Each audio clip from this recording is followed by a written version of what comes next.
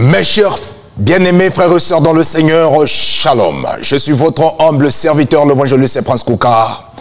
Bienvenue sur votre chaîne CDAU TV, une chaîne de l'église Centre de disciples Amour et Unité, dirigée par le révérend Serge Agoueti, située à 161 avenue Blaise Pascal, dans le 77 550 Moissy-Cramayel. Et nous avons nos cultes de célébration chaque dimanche à partir de 13 h pour vivre le ciel étant sur la terre. Alors aujourd'hui, vous êtes bel et bien sur votre émission Parlons Christ. Une émission que nous parlons de Christ parce que le Seigneur a dit, soyez donc sourds quand on vous parle d'autre chose que de Jésus-Christ. Raison pour laquelle aujourd'hui nous allons parler de Christ et parler de ses œuvres, parler de sa parole. Pour cela, je ne suis pas seul, j'ai reçu un éminent serviteur de Dieu, celui que vous avez toujours apprécié et admiré au travers sa fougue, sa détermination et sa disponibilité pour faire avancer l'œuvre de Dieu. Et nous sommes là pour les intérêts du royaume. Voilà pourquoi, sans tarder, je vais vous laisser admirer sur le plateau de la chaîne CDAU TV la présence du révérend pasteur Serge Agoueti.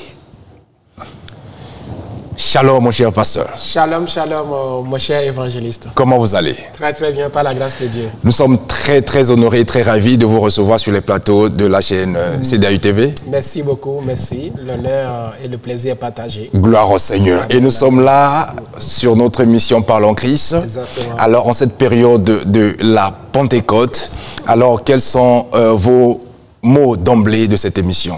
Alors nous rendons grâce à Dieu, comme vous venez de le dire, que nous sommes dans la période de la Pentecôte, la naissance vraiment de l'Église, l'Ecclésia. Le but de notre, l'objet de la vie de Dieu, c'est Christ lui-même. Et le but, c'est le salut. Le but de toutes ces choses-là, c'est le salut. Et ce salut sera accompli par l'arrivée d'une personne exceptionnelle qui est le Saint-Esprit. Sans le Saint-Esprit, le salut n'est pas validé. Amen. Le salut est validé par la puissance du Saint-Esprit. Donc celui qui a le Saint-Esprit, son salut est validé parce que c'est par la foi que la parole de Dieu dit que nous sommes sauvés. Et il faudrait maintenant que l'Esprit vienne maintenant nous convaincre que nous sommes enfants de Dieu, nous ne sommes plus enfants du monde pour pouvoir valider notre salut. Et aujourd'hui, quand nous parlons du Saint-Esprit, sans cette Pentecôte, ce que nous vivons aujourd'hui, c'est-à-dire l'Église, on se retrouve frères et sœurs en Christ, de toute dénomination, de toute race, ce qui n'était pas permis à l'époque, c'était juste un peuple des Juifs. Mais aujourd'hui, l'Évangile est répandu dans le monde tout entier à cause de la présence d'une seule personne, le Saint-Esprit. L'ami fidèle, une promesse que le Seigneur a pu réaliser. Il n'est pas un homme pour mentir, ni le homme pour se repentir. Alléluia. Gloire au Seigneur. Alors, nous sommes au milieu de l'année. Alors, nous sommes au 6e mois. Et l'année est composée de 12 mois. Exactement. Et nous sommes au milieu de l'année. Et nous voulons faire un petit bilan par rapport à ces 6 premiers mois que nous venons les 6 premiers mois qui sont écoulés. Alors il nous reste encore les 6 autres mois. Amen. Alors au début de cette année, vous nous avez apporté une vision que Dieu vous a inspirée pour le mois de l'année 2022 qui était une nouvelle saison. Amen. Alors étant que visionnaire de cette église, nous sommes au milieu du mois. Dites-nous, est-ce que nous sommes dans une bonne saison? Amen, amen, amen, amen. Évangéliste Prince Kouka, la saison est toujours bonne. Amen, amen. Parce qu'avec Dieu, tout est gloire. Gloire au Seigneur. Tout est rayonnant, tout est lumière. Il a dit dans sa parole que nous sommes la lumière et la lumière du monde. Amen. Il faudrait que notre lumière luise vraiment dans le monde afin que le monde voie les œuvres que nous faisons. Amen. Et pour qu'il puisse glorifier le nom de l'Éternel. Effectivement, nous ne sommes pas rentrés dans cette année au hasard. Nous sommes rentrés avec une vision. Comme tu le sais, la parole déclare que mon peuple périt, fausse de la connaissance. Et sans révélation, le peuple marche sans frein. Amen. Et c'est la révélation qui nous permet vraiment de marcher avec Dieu. On doit être sûr que nous sommes appelés à marcher avec lui. Abraham était sûr qu'il était appelé à marcher, pas avec d'autres personnes, mais avec Dieu. Amen. Mais Lot n'avait pas reçu cette révélation, mais il marchait avec celui qui a reçu la révélation. C'est ainsi aussi pour l'Église corps de Christ.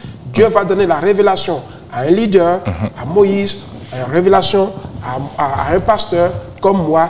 Et maintenant, les autres vont marcher parce qu'ils savent qu'il y a quelqu'un qui a reçu la révélation, la vision. Et Dieu va conduire cette personne et cette personne va communiquer la grâce que Dieu lui fait aux autres. Amen. Et pour les amener au bon port qui n'est pour nous que le royaume. Effectivement, au début de cette année, Dieu nous a donné cette révélation que nous rentrons dans une nouvelle saison.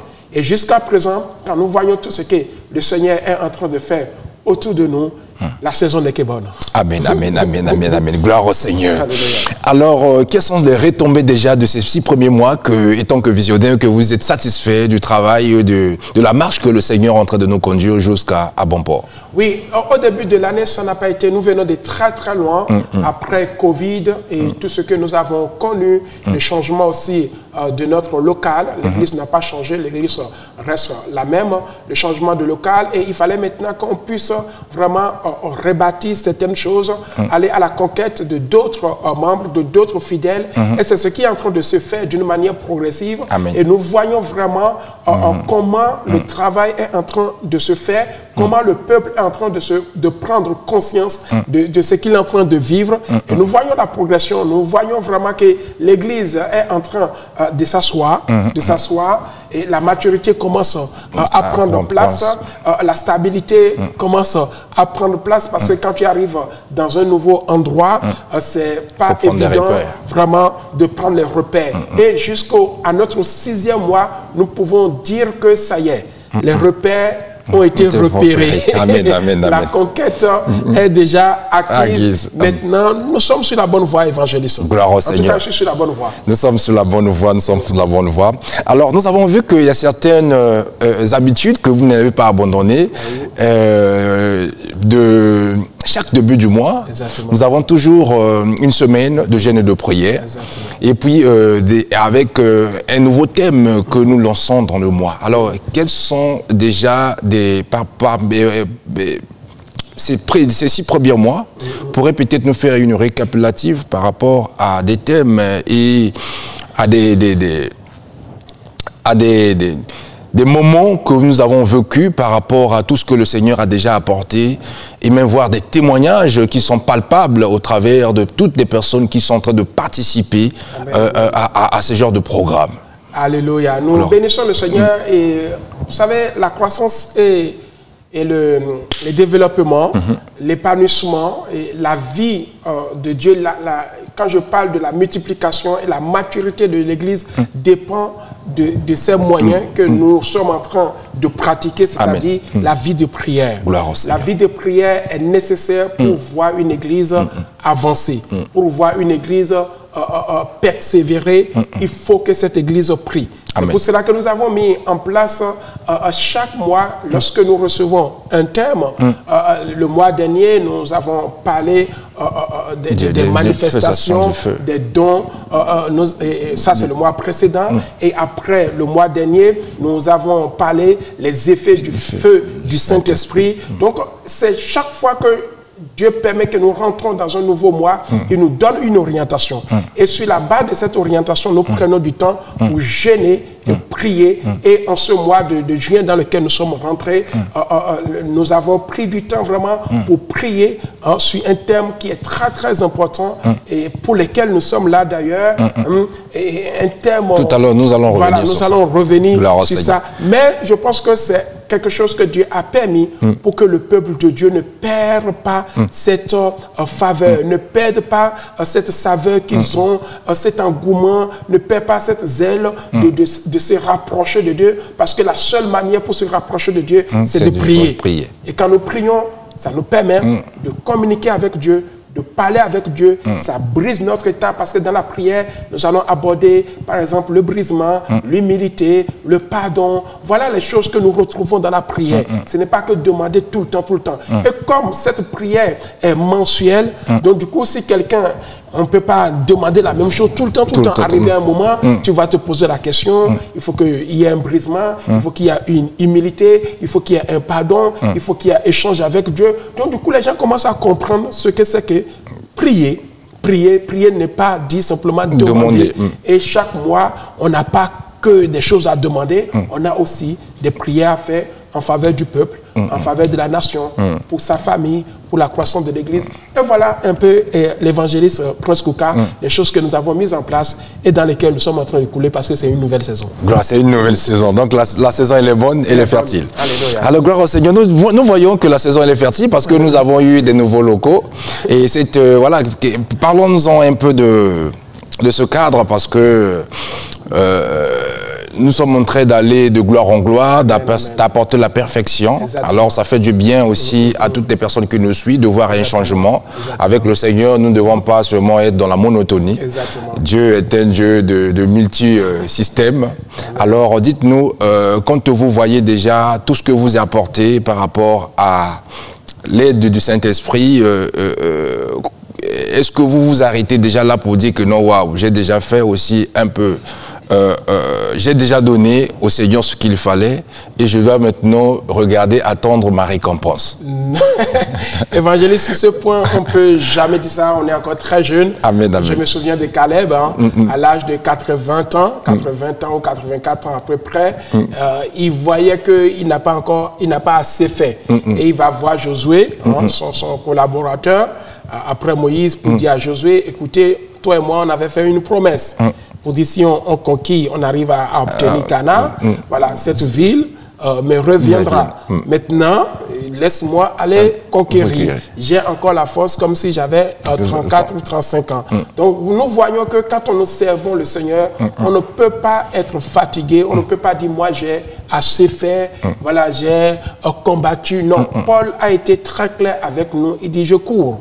Ce n'est pas ce que j'ai déjà remporté, le prix, mais je cours, je me donne en laissant les choses derrière moi. Et mon but, c'est que je dois aller remporter le prix. Et tant que Christ n'est pas encore venu, nous ne pouvons pas cesser d'aller de l'avant, d'innover, de créer. Dieu qui nous a mis au monde, qui nous a fait à son image, qui nous a donné aussi cette mentalité d'innover, de créer. Cela n'est pas réservé qu'aux autres. Chacun de nous, nous avons notre parcours à faire sur la terre. Amen. Et tout ce que nous voyons aujourd'hui, ça fait partie des plans que Dieu a déjà déposés dans notre vie. Que ces choses-là vont apparaître un jour.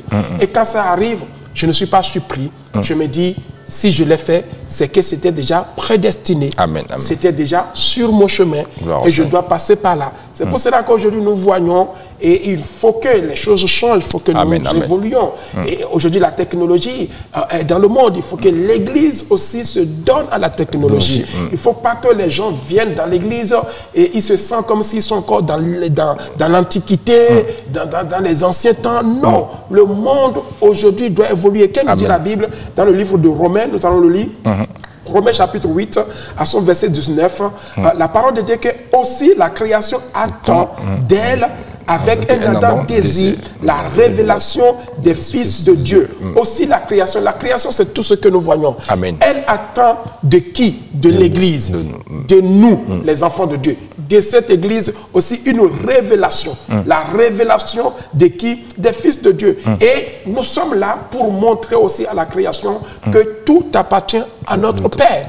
Agé va dire, l'or et argent appartient à notre Père. Donc nous devons l'utiliser pour le glorifier. Nous devons l'utiliser pour le magnifier. Nous devons l'utiliser pour dire, nous nous offrons les meilleures conditions d'adoration et de louange et que nous sortions des bassesses, nous sortions de l'Antiquité. Le monde évolue, évangéliste. La technologie doit être au service de l'Église. Nous devons utiliser la nouvelle technologie pour servir l'Église aujourd'hui, les WhatsApp, tout ce que nous voyons là, c'est la technologie. Et quand les gens viennent dans l'église et qu'ils voient aussi que la technologie est utilisée pour la gloire de l'Éternel. Gloire au Seigneur, notre Dieu le mérite parce qu'il est le Dieu qui mérite toutes les honneurs. Amen, amen. Alors nous voyons, nous voulons rappeler à nos téléspectateurs qui nous suivent à l'instant que nous sommes dans votre émission Parle en Christ.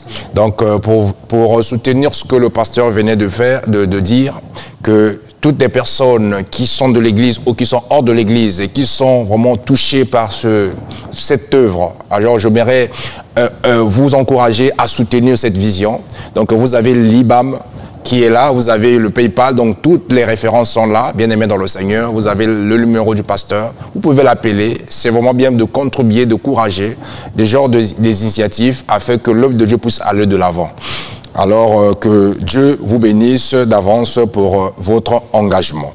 Alors, mon cher pasteur, nous revenons sur le thème de ce mois de juin.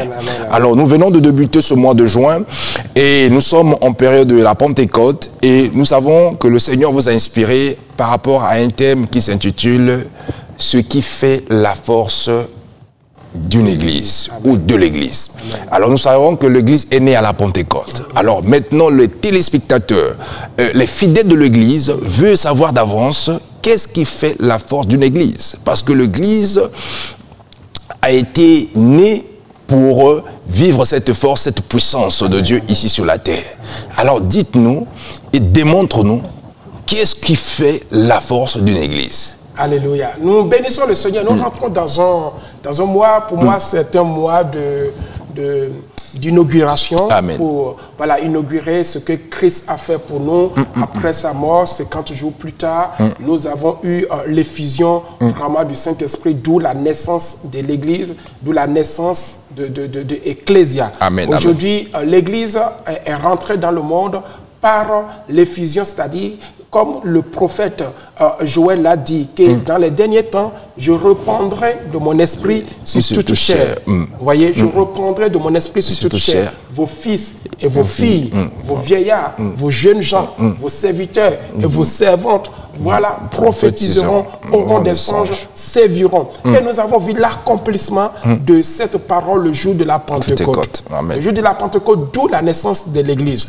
Et aujourd'hui, si cette Église a évolué, c'est grâce à une seule personne, à la personne du Saint-Esprit. Alléluia. Ce qui fait la force réelle de l'Église aujourd'hui, ce n'est pas la chair. La parole déclare que priez afin que vous ne tombiez pas dans la tentation. La chair est loin de faire les œuvres de Dieu. C'est pour cela que cette chair doit être crucifiée. Une église qui crucifie la chair avance. Une église qui s'en débarrasse des œuvres de la chair avance. Une église qui s'en débarrasse, c'est quoi les œuvres de la chair?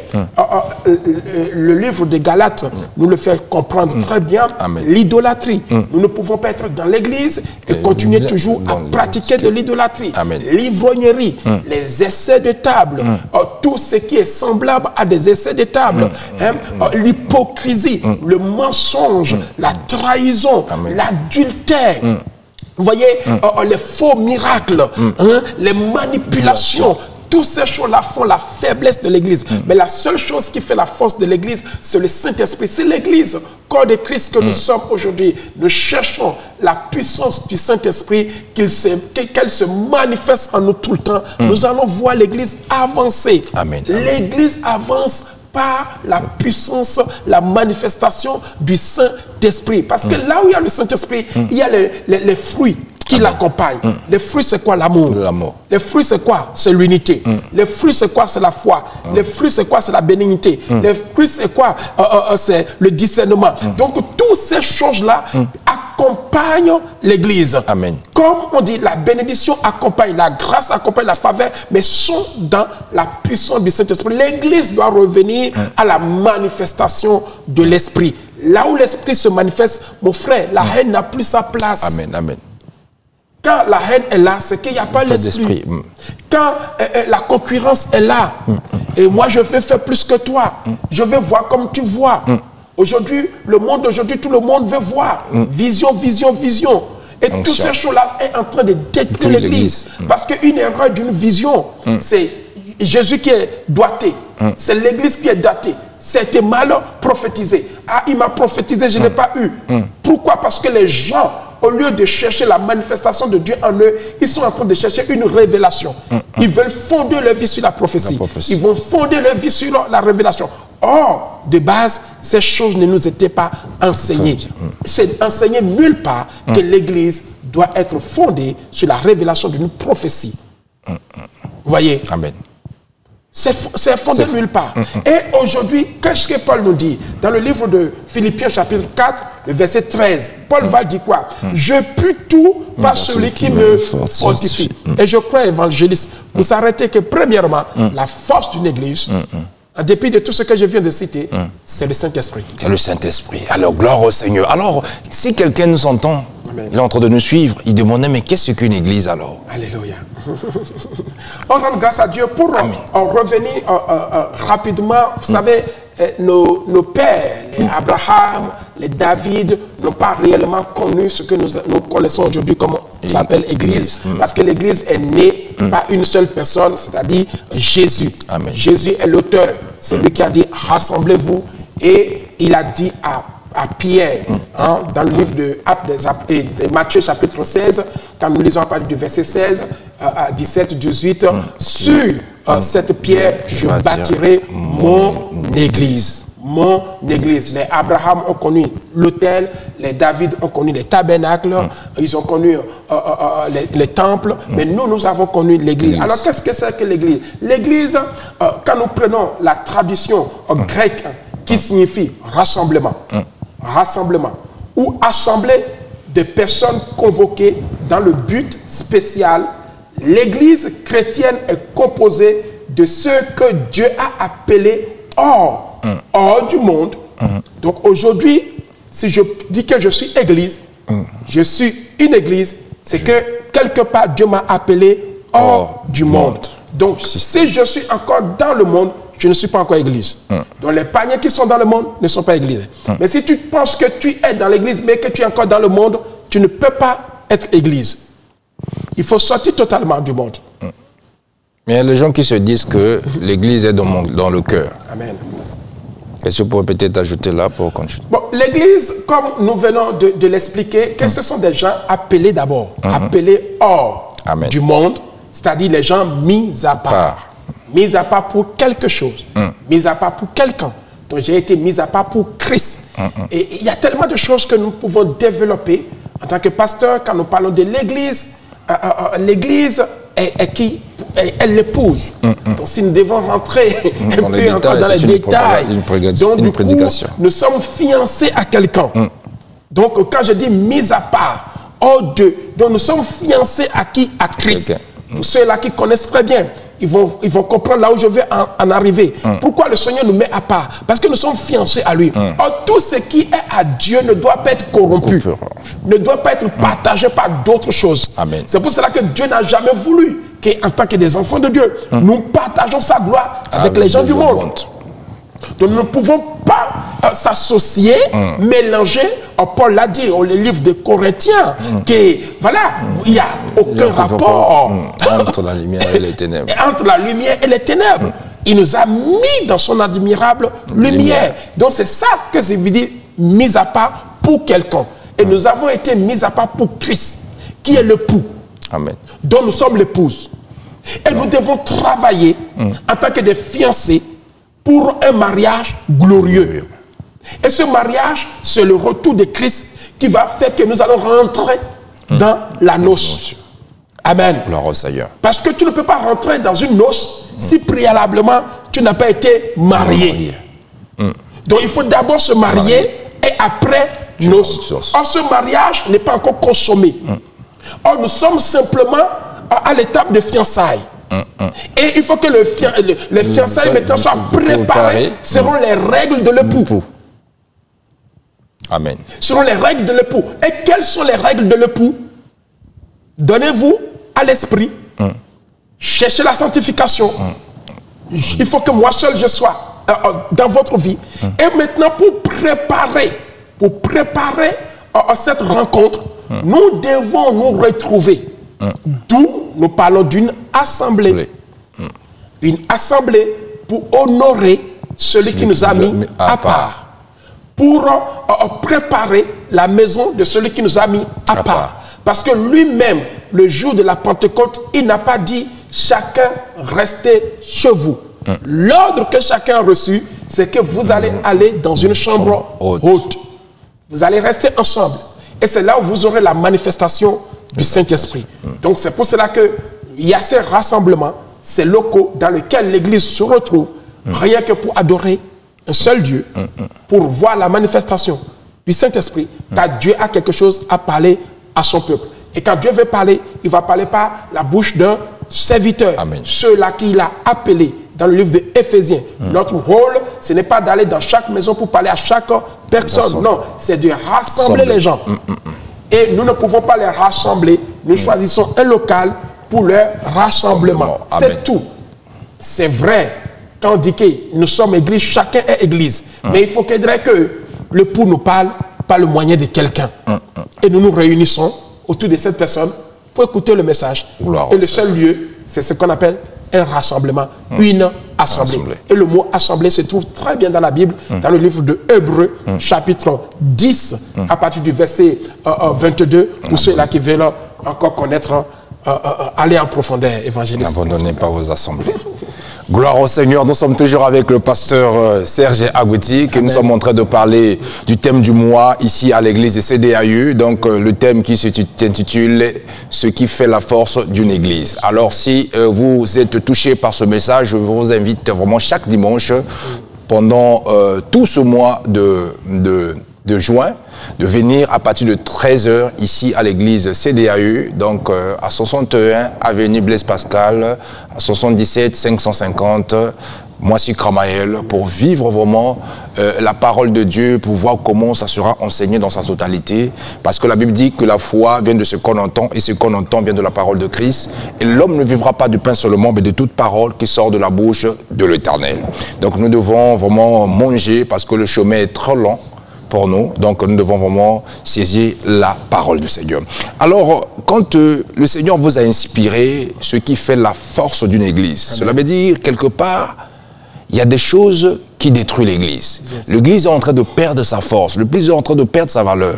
Alors, est-ce que nous pouvons aussi parler de ces certaines choses qui sont en train de faiblir l'église, afin que les chrétiens, un peuple qui est mis à part, puissent comprendre, le temps est arrivé, que nous puissions vraiment se lever et de pouvoir apporter ce qui fait la force d'une église.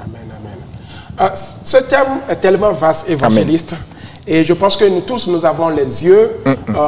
Aujourd'hui, ce qui fait la force de l'église, je viens de parler, d'abord, c'est le Saint-Esprit. Amen, amen. Quand le Saint-Esprit est là, rien ne peut régner. Il n'y a que lui seul qui règne. Amen, amen. La gloire est là.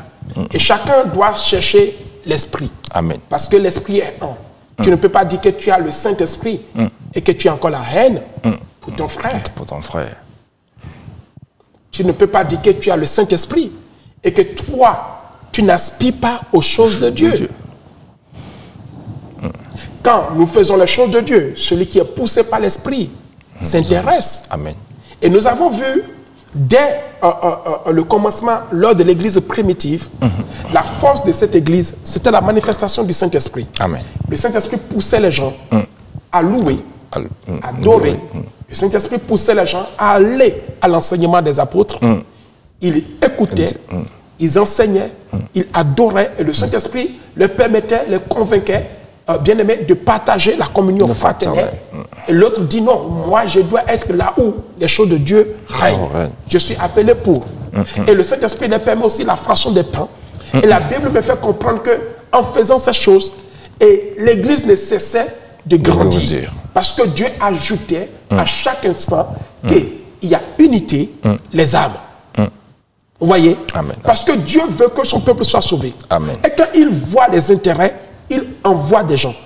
Parce que ces personnes-là étaient unies, étaient assidues à l'enseignement, assidues à la prière, assidues à la communion fraternelle, assidues à la fraction des pains.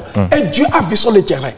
Et Dieu ouvrait d'autres portes pour que les gens viennent parce que l'endroit est favorable. Alléluia. Ces personnes qui arrivent se retrouvent dans la nouvelle saison, la bonne saison, au bon endroit, préparés, unis. Et Dieu peut dire que si vous allez là-bas, vous allez réussir. C'est pour ça que Dieu ajoutait. Et nous allons voir en même temps, la Bible dit que tout ce qu'ils avaient, personne ne prenait ces choses-là pour eux-mêmes. Ils amenaient tout au pied des apôtres et ils partageaient leurs biens. Amen. Alors, qu'est-ce qui a commencé par faire la faiblesse de cette église? La Bible dit que parmi eux, il y eut un homme qui a semé, qui a fait entrer la zizanie dans l'église. C'était Saphira et c'était Ananias. Ce qu'ils devaient faire, ils ne l'ont pas fait. La distraction a commencé comme ça. Ils ont menti. Et là, c'est tout. Le mensonge. Là où ils étaient tous unis, c'est fini. La division a commencé par régner. Et après cet événement, qu'est-ce qui a suivi? Toujours les mêmes choses qui commencent à se manifester. L'un va dire, moi je suis deux. L'autre va dire, je suis deux. L'autre va dire, je suis deux. Et pourtant, quand nous regardons chronologiquement comment l'église avançait, étaient tous unis. Et cette erreur a fait que le mal est introduit dans l'église. Et plus tard, nous avons vu comment Dieu a dit, ok, si c'est comme ça, mettez-moi Paul, mettez-moi Apollos, mettez-moi Barnabas, mettez-moi si et Messie. Toutes ces choses-là font que l'église s'affaiblit. Et les faiblesses de l'église aujourd'hui, c'est quand l'orgueil commence. Quand l'autre commence à dire, moi aussi, je suis un appelé de Dieu. Nous avons vu avec Moïse, son propre frère Aaron, sa propre sœur Myriam. Toutes ces choses-là font partie vraiment de la faiblesse de l'église. Et aujourd'hui, il faudrait que tous ceux qui font la faiblesse de l'église soient enseignés. C'est comme dans un couple. On nous enseigne les choses que nous devons faire et les choses que nous ne devons pas aussi faire. Et si l'église n'est pas enseignée sur la distraction aujourd'hui, l'église va perdre ses valeurs, va perdre son pouvoir, va perdre cette force. C'est pour cela que nous sommes là, non seulement pour rappeler à l'église ce qui fait votre force, mais aussi pour les rappeler ce qui fait votre force. Faiblesse. Amen. Il ne faut pas que nous tombions dans la faiblesse. Dieu nous a déjà prévenus et nous devons maintenant éviter ces choses pour tenir, pour rester toujours debout évangéliste. Gloire au Seigneur. La Bible déclare que soyez sobres, veillez. Votre adversaire, le diable, rôde comme un lion rugissant pour chercher qui il dévorera. Alors voilà la raison pour laquelle nous sommes en train de parler vraiment de ce thème, ce beau thème, ce qui fait la force de l'Église. Nous sommes au temps de la Pentecôte. Alors toi, qui est vraiment amoureux du Seigneur, tu aimes vraiment la parole, vraiment je t'invite vraiment à participer à ces réunions et je crois que tu seras vraiment enseigné dans ta totalité. Le Seigneur veut une église forte. Tu es une église, vraiment le Seigneur veut que tu puisses être équipé. Le Seigneur a disposé ses armes, il a disposé sa parole pour que tu sois vraiment une église forte, tu sois une personne forte pour pouvoir affronter tout cela. La Bible déclare que ne participez pas aux œuvres infectieuses des ténèbres, plutôt condamnez-les.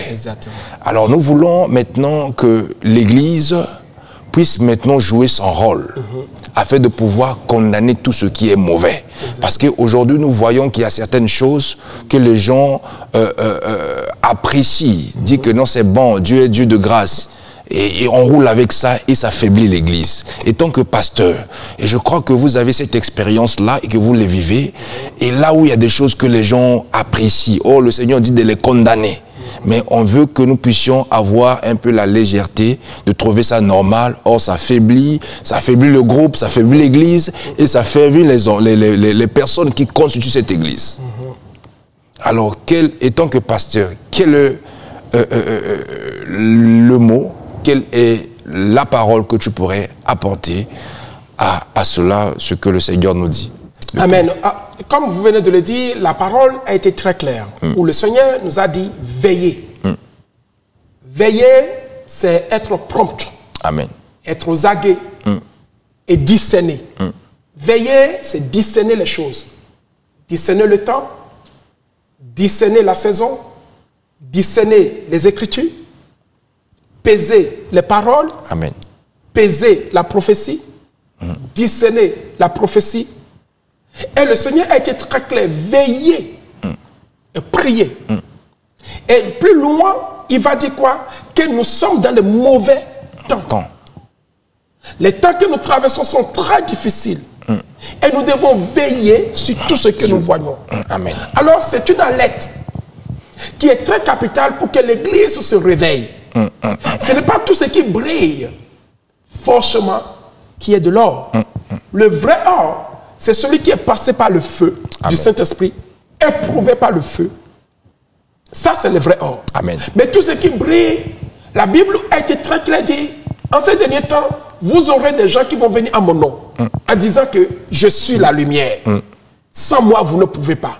Nous devons examiner les Écritures. Amen. Examiner les paroles. Ces choses, certes, il y en a tellement, évangélistes, que s'il faut aller et parler-en, nous n'en pouvons pas. Mais ce que moi je mets en place, c'est l'enseignement pur. Amen. Aujourd'hui, l'Église doit s'attacher à la parole de Dieu. Qu'est-ce qui est sur cette terre que nous n'avons pas vu? Amen. Amen. Qu'est-ce que nous n'avons pas encore vu dans l'Église aujourd'hui? Quel mouvement, quel courant nous n'avons pas vu? Quelle onction nous n'avons pas vu? Mais les choses, bien aimées, que nous devons nous attacher, c'est l'enseignement à la parole de Dieu. C'est fondamental. C'est le fondement. Non seulement l'enseignement, mais aussi la mise en pratique de ces paroles. Amen. C'est vrai, le Seigneur nous dit, le peuple périt faute de la connaissance. Les gens connaissent et ils en abusent de ce qu'ils connaissent. Mais aujourd'hui, ce que moi je dis, c'est vrai, le peuple périt faute de la connaissance, mais moi je dirais au contraire, le peuple périt faute de la mise en pratique de la parole de Dieu. Ceux-là qui nous enseignent, est-ce qu'eux-mêmes ils mettent la parole en pratique? En pratique. Ceux-là qui disent qu'ils connaissent, ils sont incapables de mettre la parole de Dieu en pratique. Or, c'est la mise en pratique qui est très importante. Jacques l'a rappelé très bien, que ne vous bornez pas à écouter, ne vous bornez pas à être enseigné, mais ce qui est très important, c'est la mise en pratique de la parole de Dieu. Il y a des courants, il y a des choses qui se passent dans l'Église, c'est dommage. Mais moi, je ne veux pas dire que, oui, ça, ce n'est pas bon, ça, c'est bon, ça, ce n'est pas bon, ça, c'est bon. Je laisse cette responsabilité à chacun de nous. Amen. D'aller examiner les Écritures, de peser les pour et les contre, de veiller, de regarder ce qui est bon et de choisir ce qui est bon. Et c'est la parole de Dieu. Dans le livre de Deutéronome, j'ai mis devant toi la mort et la vie. Mais je te conseille, regarde ce qui te fait mourir et regarde ce qui te fait vivre. Et choisis. Amen. Bien-aimés dans le Seigneur, le choix nous appartient. Amen. Le temps est arrivé. Dieu nous a toujours laissé le libre arbitre de faire le choix. Mais il a dit que, comme le pasteur venait de dire, il a mis deux chemins devant nous, le bien et le mal, la vie et la mort. Mais moi, l'Éternel, ton Dieu, je voudrais que tu choisisses la vie afin que tu vives, toi et ta postérité. Donc le Seigneur a la vie, donc nous devons choisir ses principes, ses ordonnances et mettre en pratique. Parce que la Bible déclare que si vous demeurez en moi et que mes paroles demeurent en vous, demandez tout ce que vous voudrez, cela vous sera accordé. Donc tout passera, mais la parole de Dieu ne passera jamais. La parole de Dieu est là pour nous enseigner, pour nous orienter vers ce que le Seigneur a promis d'avance pour chacun d'entre nous. Alors nous voilà pourquoi nous nous invitons pour tout plus de détails et d'explications de ce message. Donc je vous invite pour ces 4 derniers dimanches qui arrivent, pour que le Seigneur soit avec vous, pour pouvoir prendre le temps de vouloir venir écouter. Parce que le Seigneur a dit, soyez prompt à écouter et lent à parler. Venez écouter la parole de Dieu ici à l'église CDAU. Et je crois que le Seigneur va vous parler autrement. Et vous aurez une autre dimension de pouvoir voir les choses, ce qui concerne l'église. Alors, nous sommes à la fin de cette émission. Pasteur Serge, amen. Le mot de la fin. Alors, pour le mot de la fin, j'aimerais vraiment encourager le peuple de Dieu. Amen. Aujourd'hui, j'aimerais vous parler de moi-même.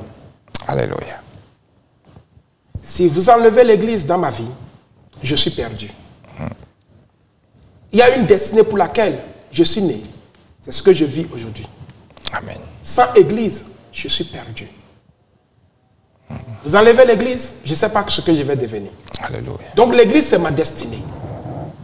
Et j'aimerais dire à quelqu'un aussi que nous ne pouvons pas être en Christ sans avoir les mêmes destinées.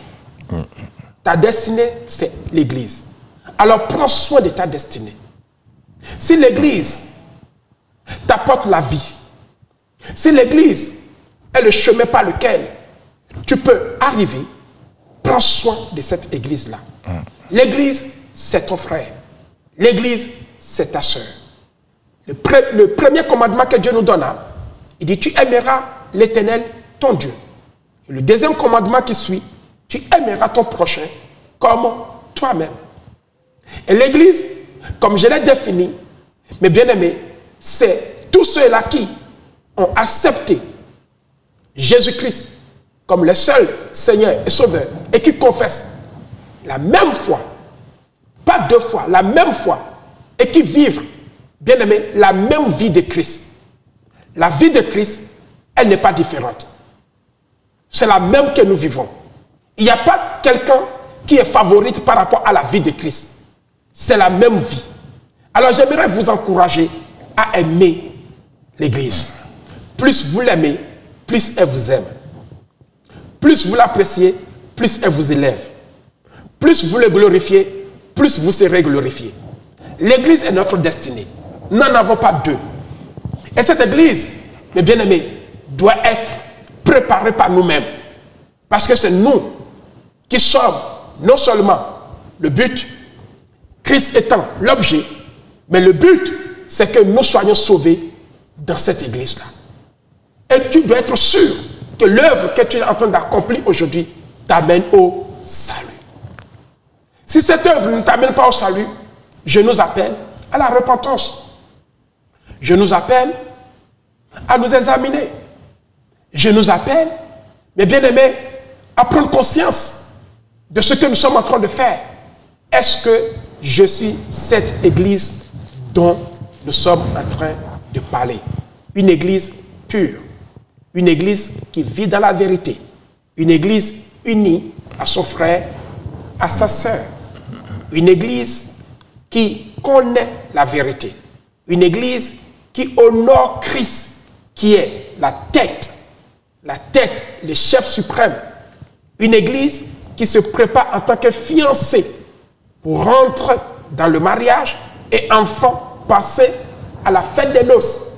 Une Église qui a sa lampe allumée, remplie du feu du Saint-Esprit. Une Église qui manifeste les grâces, les dons, les faveurs qu'elle possède. Une Église qui est prête à aller chercher d'autres.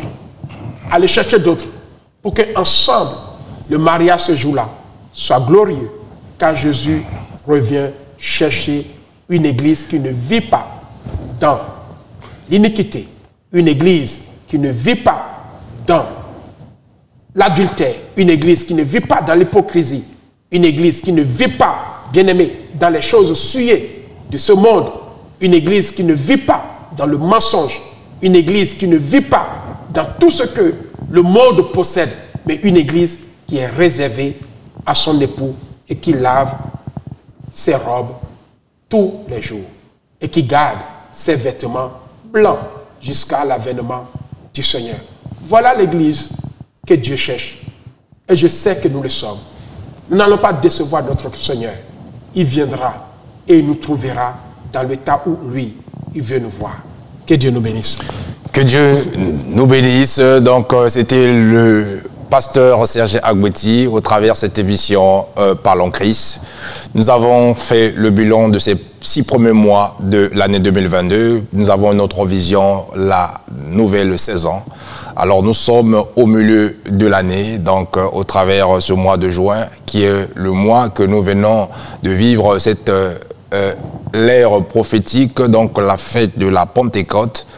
Et nous sommes en train de parler pour ce mois de juin, ce qui fait la force d'une église. Alors voilà la raison pour laquelle l'invitation vous est lancée à 61 et à 601 avenue Blaise Pascal dans le 77 550 Moissy-Cramayel. Chaque dimanche à partir de 13h, venez, vous serez vraiment bénis parce que le Seigneur demeure toujours au milieu de son peuple. Alors soyez bénis, C'était votre humble serviteur, l'évangéliste Prince Kouka, au travers de cette émission Parlons Christ. Nous bénissons le Seigneur pour tous ceux qui nous ont suivis et tous ceux qui nous vont suivre au cours de cette émission. Que le Seigneur vous bénisse et à très bientôt. À très bientôt, soyez bénis. Au revoir.